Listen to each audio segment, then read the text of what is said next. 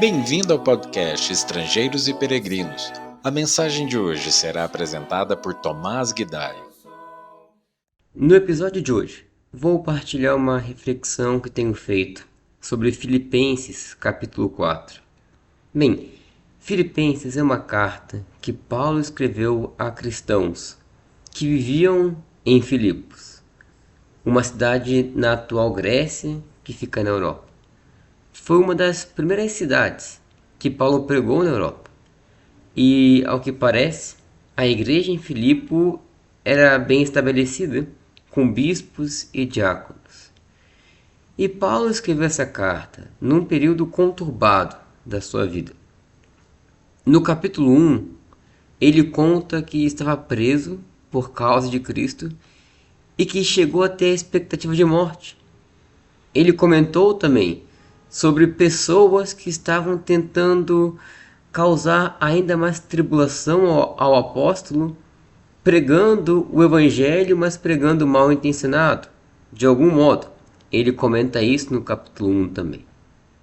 Todavia, ao ler a carta, não parece que foi escrita por alguém nessas circunstâncias. É uma carta que emana muita alegria, boa perspectiva e altruísmo. É uma carta que nos encoraja a termos uma disposição mental adequada, independente das circunstâncias externas.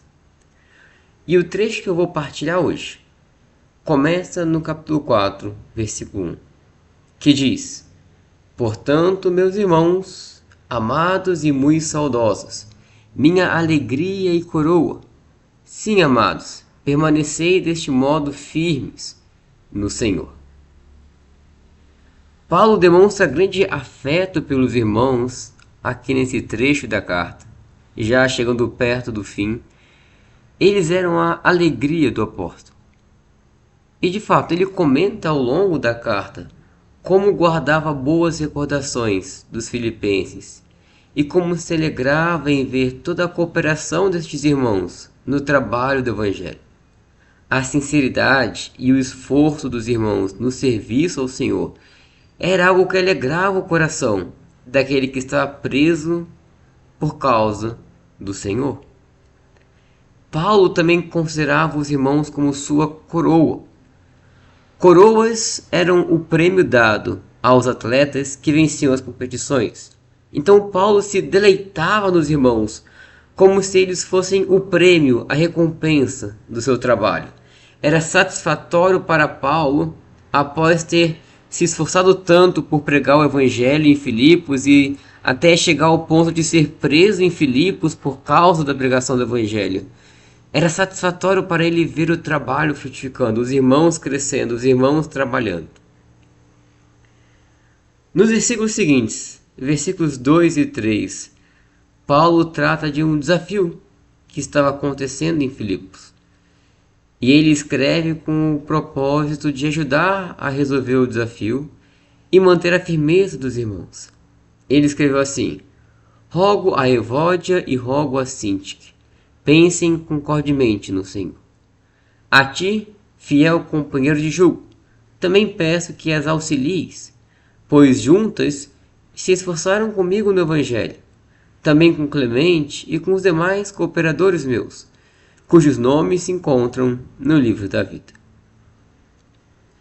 Paulo cita duas mulheres cristãs que não estavam vivendo em harmonia uma com a outra.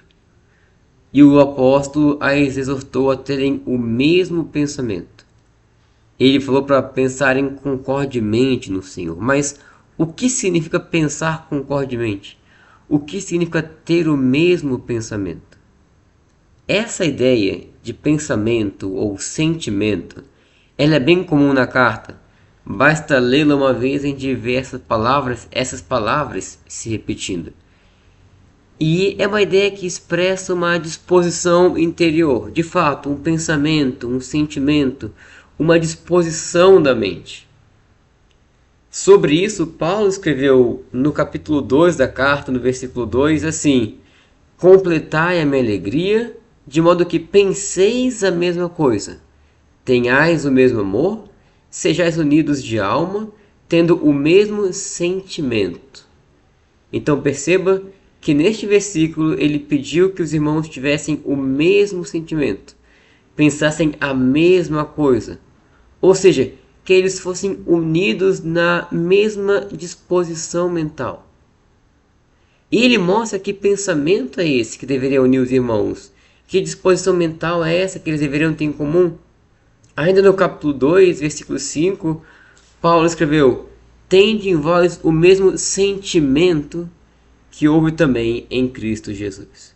Ele volta a usar essa expressão sentimento como algo que surge de dentro da pessoa. E ele fala para termos essa mesma disposição que houve em Cristo Jesus.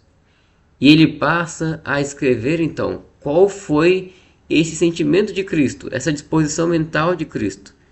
Ele continua nos versículos seguintes: pois ele, isto é, Cristo, subsistindo em forma de Deus, não julgou como usurpação o ser igual a Deus.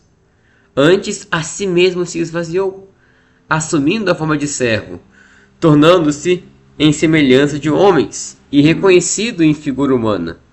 A si mesmo se humilhou, tornando-se obediente até a morte e morte de cruz. O modo de pensar de Cristo, enquanto esteve neste mundo, foi de se esvaziar de quem era e assumir a forma de servo, humilhando-se para servir aos homens. E de fato foi o que nós vimos nos evangelhos, Cristo deixando toda aquela glória, aquele poder divino para participar da natureza fraca dos homens e assim poder servir aos homens. Então Paulo roga agora a Evódia e a Síntica, essas duas mulheres, que tivessem esse mesmo modo de pensar em Cristo, que se esvaziassem de si e que se humilhassem perante a outra em serviço, pensando na outra. Se todos nós tivéssemos essa disposição, teríamos relacionamentos muito mais harmoniosos e alegres. E Paulo nos instruiu também no capítulo 2, versículo 3, a não fazermos nada por partidarismo ou egoísmo, mas a sempre pensarmos nos outros, dando mais honra aos outros, buscando os interesses dos outros e não somente os nossos próprios.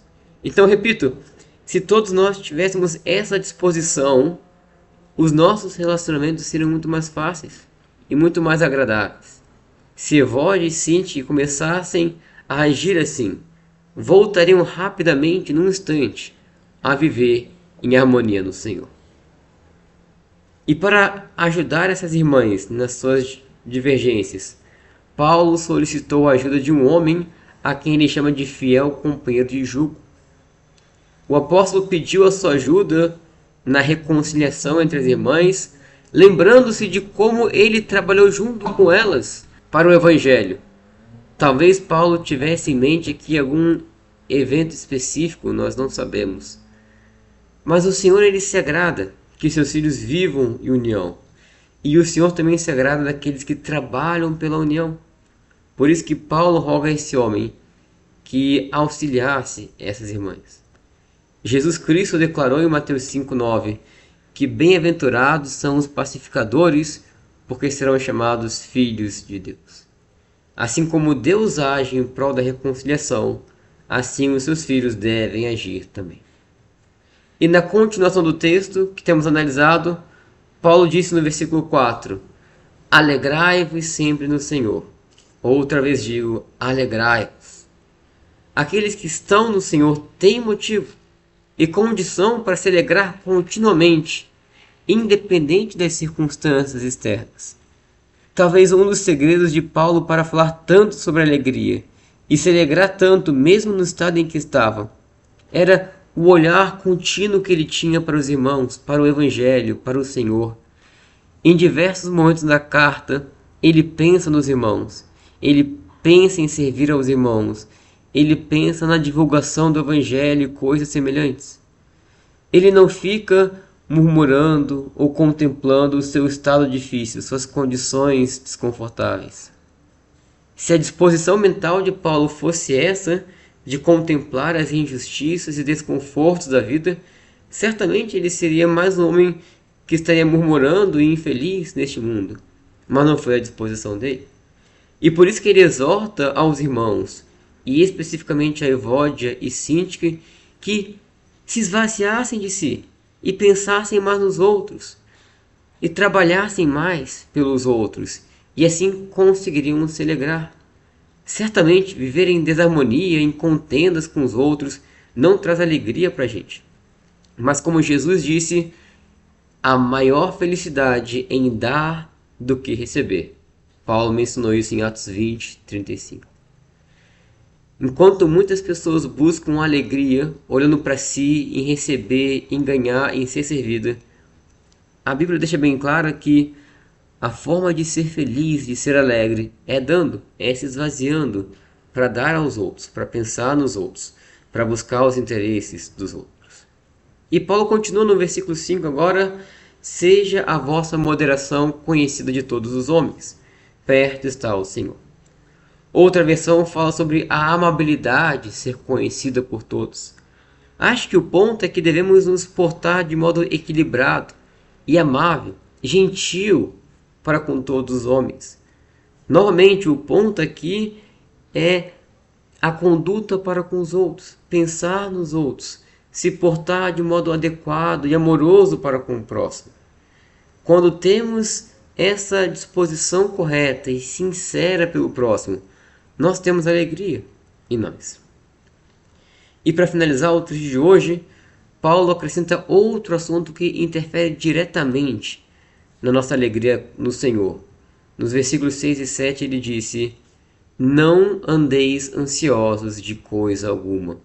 Em tudo, porém, sejam conhecidas diante de Deus as vossas petições, pela oração e pela súplica, com ações de graças. E a paz de Deus, que excede todo o entendimento, guardará o vosso coração e a vossa mente em Cristo Jesus. Quando vivemos ansiosos, preocupados, sabemos que é impossível se alegrar nessas condições. Por isso Paulo nos orienta a abandonarmos isso, a deixarmos para trás ansiedades e preocupações. Ele fala para orarmos a Deus, para pedirmos a Deus que Ele carregue por nós nossos fardos, que Ele lide por nós com nossas preocupações. E Ele fala, olha, façam isso com ações de graças, isto é, com um coração grato, com um coração que conta as bênçãos que já recebeu do Senhor. Agindo assim, com gratidão, reconhecendo o que Deus já fez e pedindo ao Senhor, Paulo garante para a gente que Deus vai nos conceder a sua paz. Uma paz que é superior a qualquer entendimento humano, a qualquer pensamento humano, a qualquer lógica humana. Sendo assim, como eu disse no começo, Paulo transmite muita alegria e muita tranquilidade nessa carta, mesmo estando numa situação vulnerável, preso. E ele transmite também muitas instruções valiosas de como podemos alcançar essa mesma disposição de alegria e tranquilidade. E vimos algumas dessas instruções nesse trecho que estudamos. Eu concluo nos encorajando a buscarmos essa felicidade que vem do Senhor, que traz paz, que traz tranquilidade para a gente. Mas que não é uma felicidade que resulta do egoísmo, do orgulho. É uma felicidade que resulta de olhar para o próximo, de pensar no outro, de se interessar pelo outro. É uma felicidade que resulta em olhar para o Senhor, de descansar no Senhor, de ter paz no Senhor. Obrigado por nos acompanhar nessa jornada pelas Escrituras. Volte amanhã para ouvir mais uma mensagem do podcast Estrangeiros e Peregrinos.